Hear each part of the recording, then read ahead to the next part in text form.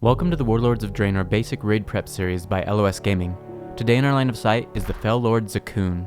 Gul'dan failed to lure Grommash into servitude of the Burning Legion. Archimonde has now sent Zakuun to break the will of the Warsong Chieftain. Let's interrupt the process and save our one-time enemy from subjugation.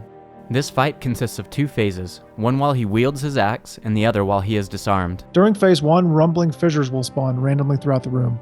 Players can collapse the fissures by standing in the patch for 5 seconds. One pillar will always spawn, so you want to control its location by leaving the fissure closest to any wall untouched. This will maximize the area you have to work with.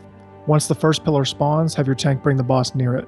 Try to spawn all future pillars as close to the first as possible. Players that collapse a fissure will get a debuff called Latent Energy that lasts 2 minutes. They will not be able to collapse another fissure until the debuff fades.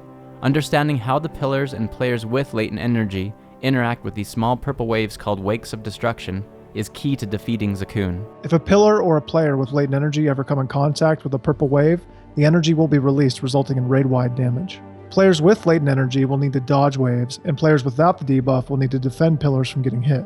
To defend, simply run into the wave before it reaches the pillar. There are a few ways that waves of destruction will spawn. Firstly, Zakuun will use an attack called Soul Cleave that will send his current tank into a Shadow Realm. Here they will need to dodge the waves and jump over the purple rings. Once your debuff Cloven Soul expires, you will be ported back into the normal realm and shoot waves in all directions. Make sure you are as far from the pillars as possible when you come out, giving players the time to block a wave if necessary. Zakuun will also use Cavitation, a conal wave attack that will be targeted at a ranged player.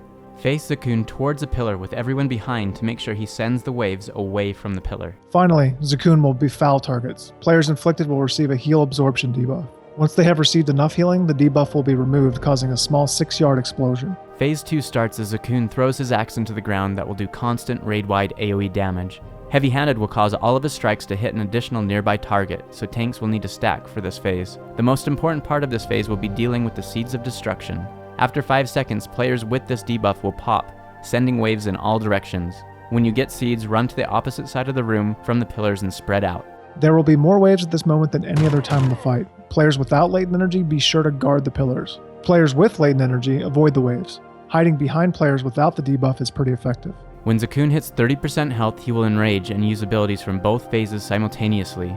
Pop Bloodlust and burn him down as quickly as you can while continuing to dodge and block the waves.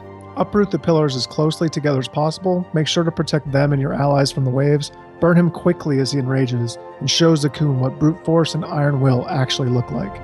This has been Tatva and Tovo with 2-minute tips by Line of Sight Gaming. Please like and subscribe and check out our other videos by clicking on any of these links.